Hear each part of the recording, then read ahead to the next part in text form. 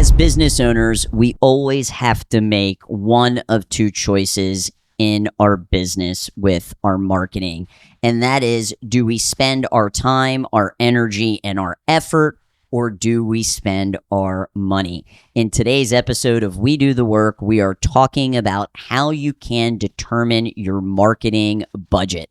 Let's dive in. We Do the Work is dedicated to those who believe in the tenacious pursuit of their dreams. In a world where we aim to turn ceilings into floors, we dive deep into the essence of health, wealth, and relationships, uncovering that true fulfillment lies not in our achievements, but in the journey of us doing the work. In order for us to determine how much we should be spending with our marketing budget, we really need to assess what type of phase is our company in. Are we just getting started? Are we in a growth phase? Are we in a maintenance phase? Typically, the SBA, Small Business Association, recommends about 8 to 10% of your revenue goes to marketing. However, if you're looking to scale much faster, to grow much faster, I would consider increasing that up to 15, even 20% if you're looking for hyper growth. So if your school is currently doing about $10,000 a month in revenue, 8 to 10% of that would be around $800 to $1,000 a month would go towards your marketing. But we have to be realistic with where the economy is today. And you can't market like it's back in 2015 or 2020. All costs are up. If you go to the grocery store, you know that. If you go to the gas station, you know that. So if you were spending $500 or $1,000 back in 2015 or 2020, it's just not worth as much. And that is just an important understanding to have when you are determining how much you're going to spend. Now, I always say math is the path. You need to be making data-driven decisions in your business. And the only way that you can make those data-driven decisions is if you are actually tracking your stats, your KPIs, your key performance indicators. And if you are tracking how many leads are coming in, how much you're spending, how many appointments you're booking, how many of those appointments are showing up, and how many are actually enrolling, then you can reverse engineer how much money you should be spending with your marketing. So the first thing you want to look at is the number of leads that you are bringing in. And I recommend doing this by looking at all of the leads that come in for the month, not just leads specific from one traffic source. And the reason is because of something called attribution. If you had a martial arts school in the 90s, there really weren't a ton of different marketing options for you. You had the yellow pages, maybe you did print marketing and flyered cards, maybe you had lead boxes in dentist office or doctor offices.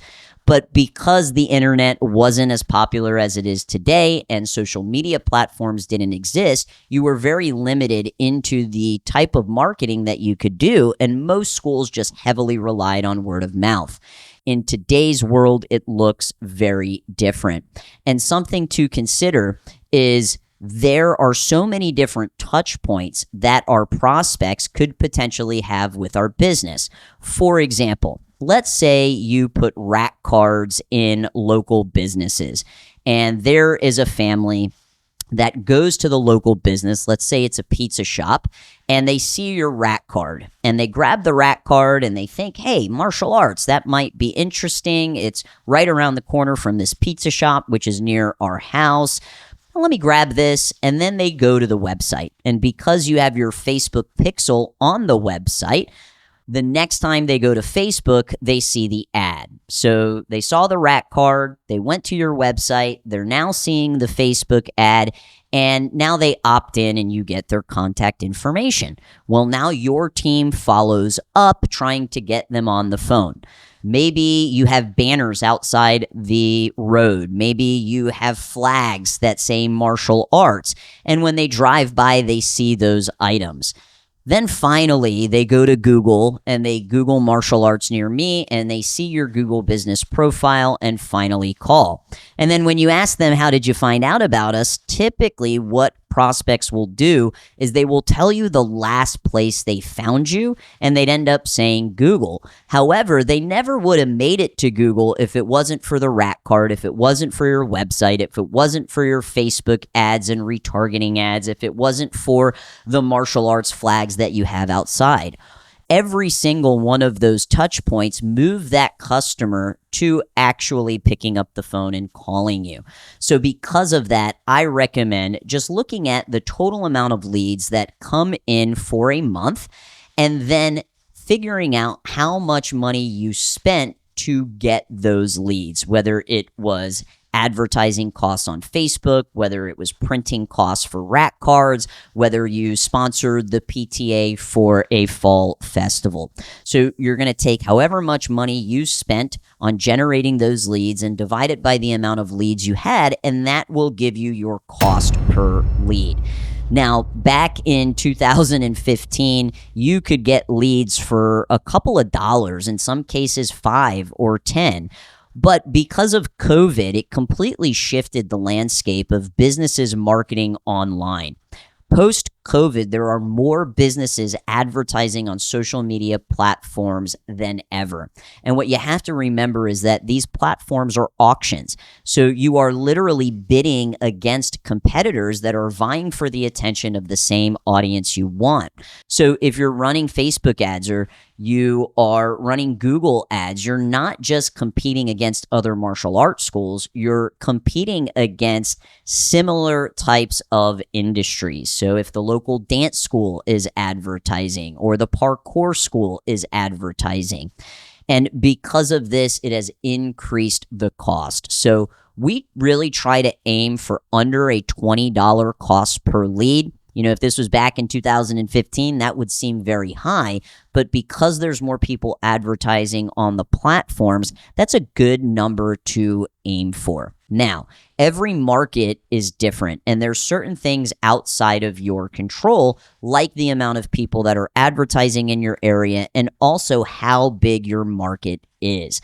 So those are some things that you need to consider, because you might be in a market where the average cost per lead might be higher than the $20. It might be $30, $40, or $50. And there are just certain areas that are like that. The We Do the Work podcast would not be possible without our sponsors. Want to give a shout out to MAIA, the Martial Arts Industry Association. They are the longest standing consulting company in the industry, helping school owners just like you over the past 2 decades. We have different programs depending on where you're at in your school journey. They have MAIA Edge, which is an online resource platform. We have MAIA Core 4, which are the 4 foundational systems that you should implement in your school, and that is sold as a standalone course. And then they also have their coaching programs with MAIA Elite and MAIA Wealth. If you are interested in gaining a mentor, being a part of an amazing community, be sure to check out MAIA. Their website is MAIAHub.com. Now, the next stage, besides knowing your cost per lead, is knowing how much you are spending on appointments. So taking that total marketing budget and dividing it by the number of appointments that have been booked. And that's going to give you a cost per appointment. And if you want to take it a layer deeper, I would really focus on the number of appointments that actually showed. If you are tracking this, the number of leads, the number of appointments, the number of shows, then the final number you should be tracking is the number of enrollments that are occurring.